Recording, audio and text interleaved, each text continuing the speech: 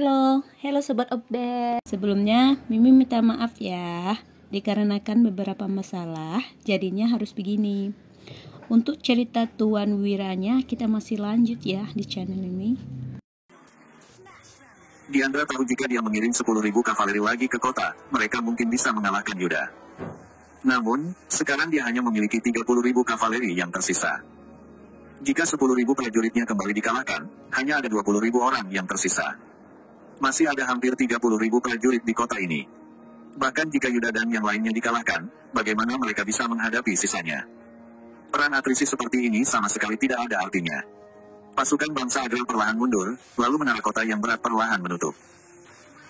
Melihat Yuda, pasukan sirah hitam, dan pasukan berbaju sirah di menara kota yang berlumuran darah, para prajurit biasa, prajurit yang kalah, dan rakyat di kota tidak bisa menahan diri untuk berseru, Panglima Yuda Perkasa. Di menara kota, Yuda justru berteriak keras, Tuan Wahyudi Perkasa. Tuan Wahyudi Perkasa. Para veteran pasukan sirah hitam dan pasukan berbaju sirah yang tersisa dan tengah berbaring di tembok kota berteriak sekuat tenaga dengan sisa kekuatan mereka. Para prajurit yang tersadar juga mulai berteriak keras, Tuan Wahyudi Perkasa. Tanpa strategi dari Wira, bagaimana mereka bisa mendapatkan formasi perang yang efektif tadi malam dan mengalahkan 40.000 prajurit elit bangsa Agrel dalam satu pertempuran? Para prajurit dan rakyat di jalan memandang Wira yang berdiri di persimpangan jalan dengan kagum. Namun, Wira mengangkat tangannya dan berteriak, para prajurit perkasa. Semua prajurit yang ada di sana terkejut. Selama ini, kemenangan dalam peperangan yang diraih selalu dikaitkan dengan kontribusi jenderal. Siapa yang peduli dengan prajurit biasa? Selain itu, para prajurit juga tahu bahwa kemenangan dalam pertempuran ini adalah berkat strategi Wira dan keberanian Panglima Yuda. Wira mengangkat tangannya dan berkata dengan lantang, tanpa kalian yang bertarung dengan gagah berani, nggak peduli berapa banyak strategi dan keberanian yang aku dan Panglima Yuda miliki, kami nggak akan bisa memenangkan pertempuran ini dan juga mempertahankan kota pusat pemerintahan Jagabu. Jadi, para prajurit perkasa, Tuan Wahyudi Perkasa, Panglima Yuda Perkasa. Dalam sekejap, seruan-seruan itu menyebar ke seluruh kota pusat pemerintahan Jagabu. Semua prajurit tampak energi dengan semangat juang yang menyala-nyala di mata mereka. Tidak ada lagi jejak ketakutan pada mereka. Gelora semangat memenuhi seluruh kota. Melihat Wira, Yuda, dan para prajurit yang bersemangat tinggi, Putro merasakan semacam harapan dan kerinduan, tetapi dia menekannya dalam di hatinya. Wira melambai, lalu 3 orang letnan jenderal mengelilinginya. Dia lantas berkata dengan suara yang dalam, perintahkan para prajurit untuk segera beristirahat. Aku akan memimpin mereka menangani sisa pasukan bangsa Agrel di malam hari. Baik, Herdian, Basuki, dan Chandra saling memandang. Mereka merasa heran, tetapi tetap menyanggupi perintah Wira tanpa ragu-ragu. Meskipun mereka tidak tahu apa yang akan dilakukan Wira, mereka percaya tanpa syarat pada Wira. Ketiganya pun membawa para prajurit pergi. Wira berbalik dan memandang Farhan di belakangnya sambil berkata, Farhan, pimpinlah pemerintahan dan atur para rakyat di kota untuk membantu para prajurit membersihkan jasad-jasad prajurit yang tewas dalam pertempuran. Catat juga nama orang-orang yang terbakar dalam api sehingga mereka bisa diberi kompensasi setelah perang. Farhan menyanggupi tanpa ragu-ragu dengan berkata, jangan khawatir, Tuan. Serahkan padaku. Kemarin malam, banyak pejabat di kota pusat pemerintahan Jagabu dan keluarga besar yang tersisa sudah melarikan diri ke selatan. Berita kehancuran kota pusat pemerintahan Jagabu juga disebarkan ke selatan dan mencapai Kabupaten Uswal. Suryadi dan Lestari tercengang mendengarnya. Beberapa hari yang lalu, Wira mengirim orang datang untuk mengambil pedang pereksa. Suryadi dan Lestari tahu bahwa Wira telah menjadi penasihat militer. Kemudian, Wira juga membuat misil 3 busur dan menembak mati Raja Tanui. Bangsa Agrel yang telah menaklukkan kota pusat pemerintahan Jagabu mana mungkin akan melepaskan Wira. Wira, tangis Suryadi. Lestari juga meratap, Kak Wira. Setelah tertegun beberapa saat, Suryadi dan putrinya saling berpandangan, lalu berpelukan dan mulai menangis. Suryadi berkata sambil berlinang air mata, Wira, kenapa kamu begitu bodoh? Kamu sangat cakap dan bisa melakukan apa saja, tapi kenapa kamu harus membantu kerajaan berperang? Wira, aku sudah mengecewakan ibumu, aku nggak menjagamu dengan baik. Kak Wira, ratap Lestari. Lestari juga menangis pilu. Namun, beberapa saat kemudian, dia menyeka air matanya sambil berkata sesenggukan, Ayah, jangan menangis. Kak Wira belum tentu sudah mati. Kak Wira sangat pintar, kalau orang lain bisa bertahan hidup, dia pasti juga bisa. Kak Wira nggak mungkin mati. Ayo, kita cari dia di Dusun Darmadi. Dia pasti pergi ke Dusun Darmadi ketika dia kembali. Ya, ayo pergi ke Dusun Darmadi. Jawab Suryadi. Suryadi pun menghapus air matanya. Ayah dan putrinya itu berkemas sebelum pergi. Brak, tiba-tiba, pintu toko besi keluarga Salim didobrak hingga terbuka. Sekelompok petugas pengadilan yang dipimpin oleh seorang kepala petugas patroli menerobos masuk. Suryadi bangkit dan menangkupkan tinjunya tanda hormat, lalu berkata dengan alis berkerut, "Ada masalah apa, bapak-bapak sekalian? Kalaupun ada masalah, tidak bisakah mereka mengetuk pintu?" Dilihat dari sikap para petugas pengadilan yang tidak sopan itu, pasti ada sesuatu yang tidak beres. Pemimpinnya, Lisun Pandit, berkata dengan ekspresi serius, "Suryadi, kamu telah melakukan kejahatan." "Kejahatan apa?" tanya Suryadi sambil mengerutkan alis. Untuk membuat pedang Treksa, Suryadi terus tinggal di Dusun Darmadi, tempat tungku pembakaran baru telah dibangun. Dia baru kembali beberapa hari untuk beristirahat dan mengurus pernikahan dengan Santi. "Cari," perintah Lisun. Dia tidak langsung memberikan penjelasan pada Suryadi, melainkan melambaikan tangan dan memberi perintah pada anak buahnya. Sekelompok petugas patroli itu berpura-pura mencari sesuatu. "Sudah dapat," ujar seorang petugas patroli. Petugas patroli itu mendatangi tempat tidur Suryadi, lalu meraba-raba ruang di bawah tempat tidur. Dia menemukan sebuah kantong kain kecil, lalu mengeluarkan sepotong ukiran batu giok putih yang indah dari sana. Suryadi mengerutkan alis dan bertanya, "Apa ini?" "Batu giok ini kelihatannya sangat mahal. Mengapa benda itu ada di bawah tempat tidurnya?" Lestari juga mengerutkan alis indahnya. Petugas patroli itu langsung mendatangi bawah tempat tidur dan mencari-cari di sana, seolah-olah dia tahu di mana liontin giok itu berada sejak awal. "Sudah mencuri liontin giok Pak Husni, kamu masih berani berpura-pura bodoh." "Hei, tangkap dia," ujar Regan sambil melambaikan tangannya. Sekelompok petugas patroli menekan Suryadi ke lantai dan langsung memborgolnya. "Apa yang kalian lakukan? Lepaskan ayahku, kalian jelas-jelas menjebak kami," seru Lestari sambil bergegas maju. Plak, Regan menamparnya, lalu berkata, "Lancang. Berani sekali kamu memfitnahku. Ada begitu banyak orang yang melihat kalau barang curian itu ditemukan di sini. Kalian masih berani menyangkalnya. Kalau bicara lagi, aku juga akan memenjarakanmu." Lestari terhuyung jatuh ke lantai dengan bekas tamparan berwarna merah di wajahnya. "Lestari, Lestari," seru Suryadi naik pitam. Ayah dan putrinya ini hidup bergantung satu sama lain. Dari Lestari kecil hingga sekarang, Suryadi tidak pernah tega memukul putrinya. Sekarang, ketika melihat Regan menamparkan Lestari, dia langsung berkata dengan marah, "Bajingan. Aku akan menghajarmu, aku akan." "Ah, buk, buk, buk." Sebelum Suryadi sempat bergerak, seorang petugas patroli segera mendapatkan 3 pukulan dan 2 tendangan padanya. "Ayah," seru Lestari. Melihat ayahnya tergeletak di lantai, mata Lestari menjadi berkaca-kaca. Dengan takut dan panik, dia segera berlari keluar seraya berkata, "Ayah, tunggulah. Aku akan mencari Pak Iqbal." "Mencari Pak Iqbal? Kamu pikir itu ada gunanya? Sekarang, sudah ada bukti kuat di sini," ujar Lisun dengan nada menghina. Sekelompok orang itu langsung membawa Suryadi pergi ke pengadilan daerah. 2 jam kemudian, Iqbal yang telah selesai bekerja datang ke aula belakang pengadilan daerah. Dia mengerutkan alis dan berkata dengan suara rendah, "Lestari, saksi dan bukti sudah lengkap. Kasus ini sekarang menjadi kasus yang pelik, ayahmu nggak bisa dibebaskan. Tapi, aku akan mencari alasan supaya kasus ini ditunda." Lestari menyeka air matanya dan berkata, "Pak Iqbal, ayahku dijebak. Dia nggak pernah mencuri. Lagi pula, kami juga nggak kekurangan uang. Produksi gula dan pedang Treksa adalah bisnis yang bisa membuat seseorang makmur." Pada malam saat Danu kembali, Lestari bahkan mendapat informasi bahwa 3 pedang Treksa terjual seharga 3,7 miliar. "Aku tahu ayah dijebak. Ada yang mau merebut barang yang ditinggalkan Tuan Wira," ujar Lestari. Iqbal berkata dengan serius, "Kamu pulang saja. Lihat siapa yang cari kamu dan apa yang dia minta. Dengan begitu, kamu bisa tahu siapa yang menjebak ayahmu. Kamu nggak perlu mengkhawatirkan ayahmu di penjara, aku akan suruh orang untuk menjaganya. Aku juga nggak akan membiarkan dia dihukum mati. Kamu nggak usah takut, aku akan memutus kepala petugas patroli untuk diam-diam mengikutimu saat pulang. Mengenai Tuan Wira, kamu nggak perlu khawatir. Dia itu orang yang berbakat.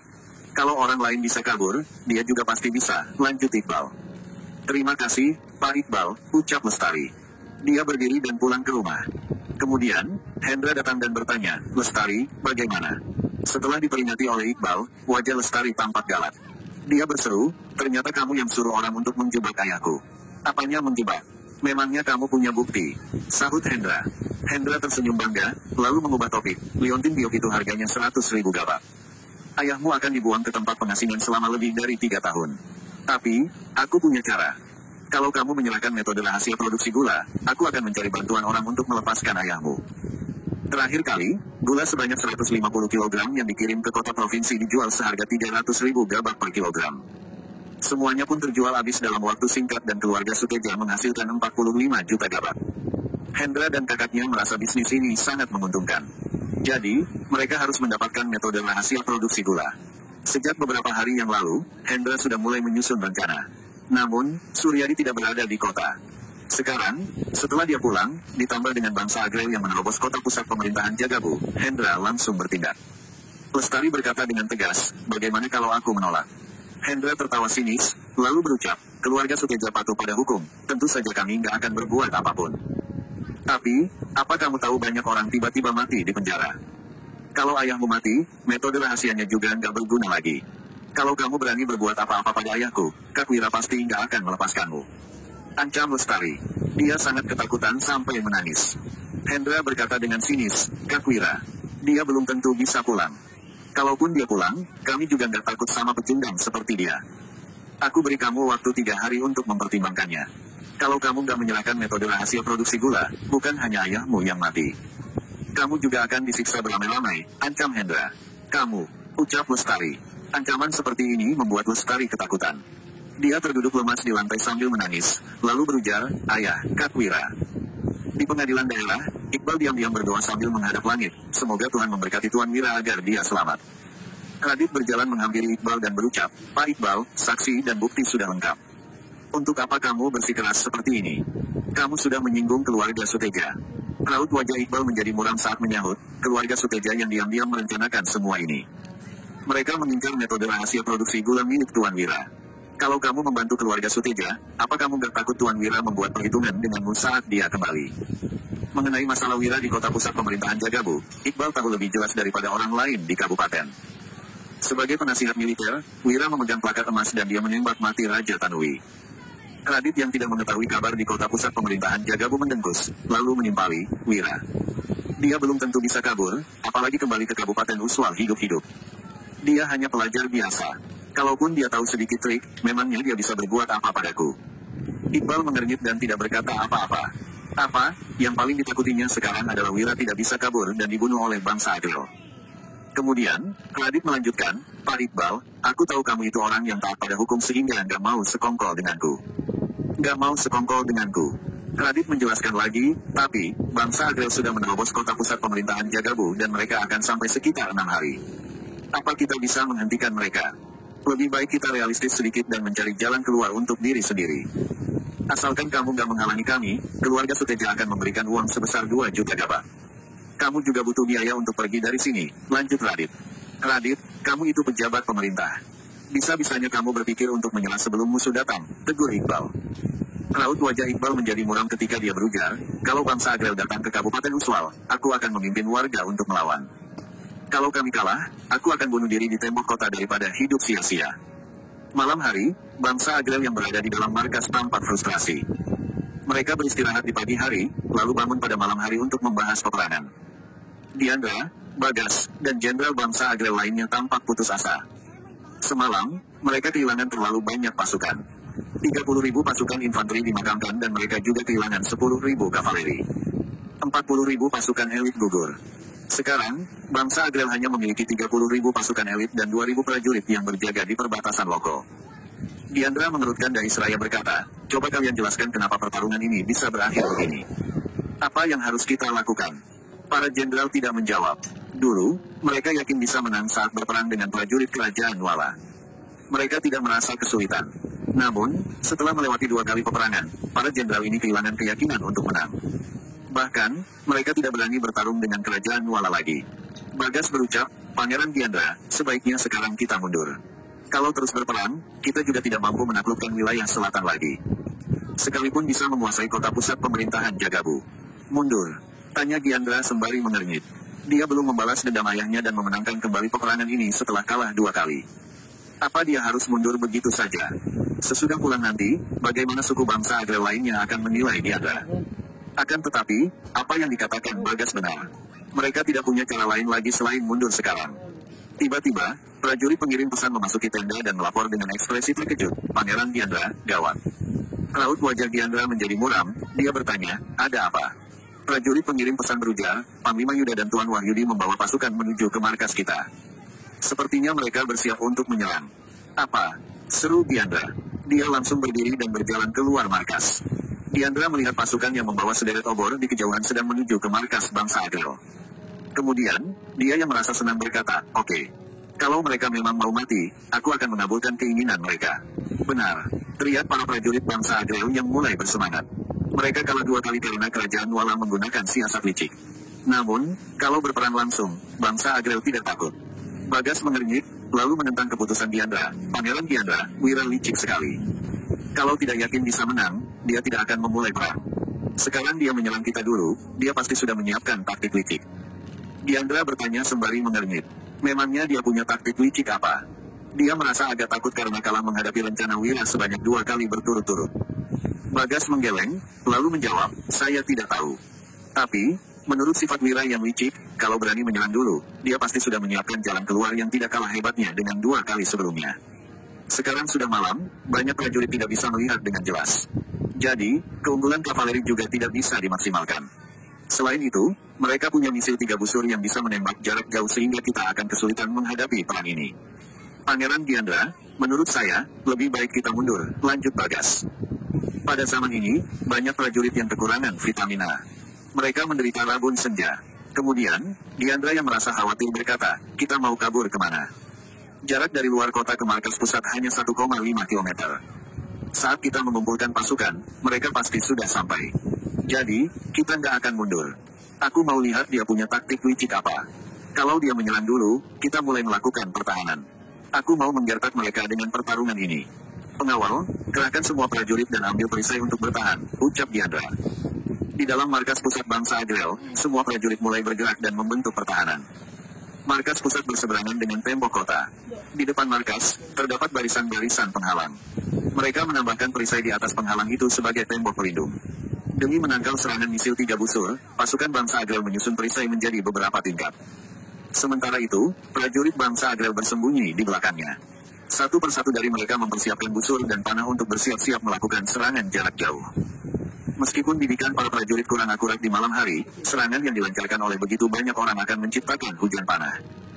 Melihat pasukan kerajaan Nuala yang makin mendekat dan berhenti pada jarak 360 meter, Diandra berteriak dengan geram, "Wira, Yuda, tunjukkan kemampuan kalian. Aku mau lihat kalian punya cara apa untuk mengalahkanku secara langsung." Pihak kerajaan Nuala mengerahkan 20.000 prajurit. Mereka semua membentuk satu baris sambil mengangkat obor. Wira juga tidak ingin melakukan serangan secara diam-diam karena jarak antara kedua pihak terlalu dekat. Kalau mengerahkan pasukan secara besar-besaran, pasti akan ketahuan. Jadi, Wira memutuskan untuk melakukan serangan secara terang-terangan dengan membawa obor. Pasukan mereka terdiri dari 20.000 lebih prajurit. Bagian depan adalah 2.000 prajurit berbaju sirah yang baru ditambahkan. Mereka melindungi misil 3 busur yang dipasang roda. Infanteri yang berada di bagian tengah menggiring 800 ekor kerbau dan bagian belakang adalah 10.000 kavaleri.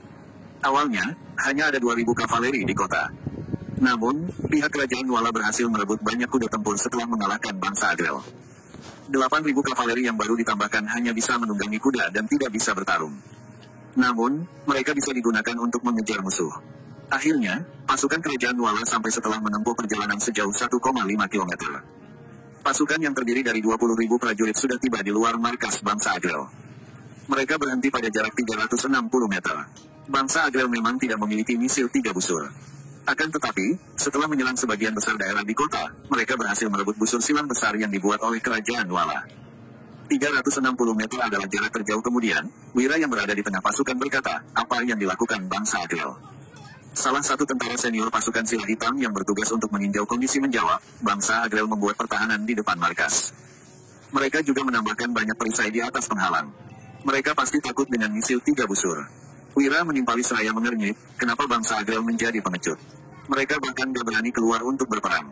Pihak kerajaan Nuala takut bangsa Agrel menyerang sehingga mereka menempatkan 2.000 pasukan berbaju sirah untuk melindungi di depan. Yuda tertawa, lalu berucap, "Banyak prajurit yang gak bisa melihat dengan jelas waktu malam hari. Bangsa Agrel gak tahu cara mengatasinya, ditambah dengan kavaleri yang gak bisa dimaksimalkan. Mereka juga takut kena jebakanmu, jadi mereka gak mungkin berani keluar untuk berperang." Sebenarnya, banyak prajurit kerajaan Nuala yang tidak bisa melihat dengan jelas di malam hari. Wira mengatakan bahwa itu adalah rabun senja. Jadi, dia menyuruh orang untuk menambahkan hati hewan dalam jumlah besar di dalam makanan para prajurit. Setelah mengonsumsinya selama setengah bulan, keajaiban pun terjadi. Penglihatan sebagian besar prajurit yang awalnya tidak bisa melihat dengan jelas di malam hari makin bagus. Penyakit rabun senja mereka berhasil disembuhkan. Wira menguap, lalu berujar, kalau begitu, kita bertindak sesuai rencana saja. Herdian, Basuki, dan Chandra merasa cemas. Hari ini, mereka bertiga bertanya kepada Wira bagaimana memenangkan peperangan ini saat di perjalanan. Alhasil, Wira berkata bahwa kerbau akan membantu para prajurit bertarung jika mereka kelelahan. Menyuruh kerbau bertarung. Apa kerbau bisa bertarung? Mereka hanya patuh. Tentara senior pasukan Sirah Hitam menyampaikan perintah untuk memulai serangan dan menyuruh pasukan berbaju sirah mundur. Infanteri meratakan tanah, lalu roda misil 3 busur yang bisa dibongkar pasang dilepas. Misil 3 busur sudah disiapkan. Tali busur ditarik dan busur silang yang dipasang siap ditembakkan. Gabungan kekuatan dari 3 tali busur besar menembakkan busur silang yang mendarat ke markas bangsa Agrel dalam sekejap. Ada busur silang yang melewati celah penghalang dan menghancurkan perisai 3 tingkat. Kemudian, kekuatan busur itu belum hilang dan terus menembus beberapa prajurit. Setelah itu, busur tersebut baru berhenti. Yang lebih mengerikan adalah banyak busur silang yang ditembakkan ke penghalang. Kekuatan serangan yang besar membuat penghalang terbang dan menghantam prajurit bangsa Agrel di belakang. Ah, suara teriakan yang histeris bergema di markas bangsa Agrel. Tiarap, tiarap, seru Diandra. Dia yang bersembunyi di belakang merasa terkejut. Diandra terlalu meremehkan kekuatan misil 3 busur. Namun, Diandra sudah meneliti kelebihan dan kekurangan misil 3 busur selama beberapa hari. Jadi, dia tahu cara menghadapinya. Kekuatan misil 3 busur sangat besar. Itulah sebabnya, misil 3 busur adalah senjata mematikan untuk menghadapi kavaleri dan infanteri. Akan tetapi, kalau melakukan pertahanan dengan tiarap, paling-paling tembakan misil 3 busur hanya melukai 1 orang, seperti busur silang. Semua pasukan bangsa Agrel pun segera tiarap. Wira tetap tidak peduli. Dia memerintahkan untuk menembak semua penghalang dengan misil 3 busur. Prajurit bangsa Agrel mundur lagi. Dengan demikian, penghalang yang terbang tidak bisa menghantam siapapun. Namun, busur silang tidak berhenti. Satu persatu busur silang melintas di atas kepala para prajurit bangsa Agrel. Mereka merasa gugup, tetapi diam-diam memuji Diandra hebat. Dia bisa menemukan kekurangan misil 3 busur dengan cepat. Diandra yang bertiarap bertanya sambil mengernyit, Pak Bagas, apa yang mereka lakukan? Kenapa mereka masih menembakkan busur padahal nggak bisa melukai kita? Raut wajah Bagas menjadi muram. Dia menjelaskan, mereka menggunakan misil 3 busur untuk membuat semua penghalang terbang. Sepertinya mereka ingin menyerang untuk langsung masuk ke markas kita. Diandra tersenyum sinis sembari menimpali, masuk ke markas kita. Mereka pikir mereka bisa bertarung langsung dengan kita setelah menang 2 kali menggunakan trik. Benar-benar nggak tahu diri. Kali ini, lihat bagaimana aku mengalahkan dia. Bagas yang cemas menyarankan, Pangeran. Diandra, aku merasa trik Wira tidak sesederhana itu. Lebih baik kita hati-hati. Diandra membalas dengan ekspresi sombong, nggak peduli trik apapun yang dia gunakan, bangsa Agrel nggak takut dengan pertarungan. Sudah datang, seru Bagas yang merasa gugup. Di depan pintu markas, semua penghalang sudah terbang. Tidak ada yang merintangi kedua belah pihak lagi. 2.000 pasukan berbaju zirah mengangkat perisai dan menyerbu ke markas bangsa Agrel. Diandra berteriak, siap-siap, perang. Prajurit bangsa Agrel di bagian depan mulai menarik tali busur untuk menembakkan panah dalam jarak dekat. Namun, ada perisai yang mengadang dan pasukan berbaju zirah bersenjata lengkap. Jadi, tembakan panah-panah itu tidak bisa melukai mereka. Diandra berteriak lagi, lepaskan busur, keluarkan pedang. Para prajurit bangsa Agrel meletakkan busur mereka, lalu mengeluarkan pedang panjang dan bersiap-siap untuk perang. Saat ini, pasukan berbaju zirah sudah masuk sampai jarak 24 meter. Detik selanjutnya, sesuatu yang aneh terjadi. Semua prajurit bangsa Agrel tercengang. Pasukan berbaju zirah yang awalnya membentuk 2 barisan langsung berpisah. Tanpa pasukan berbaju zirah yang menutupi, apa yang berada di belakang mereka pun terlihat jelas di bawah cahaya api. Tampak kerbau dalam jumlah yang banyak. Beberapa prajurit bangsa Agrel di bagian depan terkejut, lalu berkomentar. Kenapa pasukan berbaju zirah kerajaan Nuala kabur? Bukan hanya kabur, mereka juga membawa banyak kerbau. Apa mau dikasih ke kita untuk makan malam? Kenapa kerbau ini kelihatannya aneh? Iya.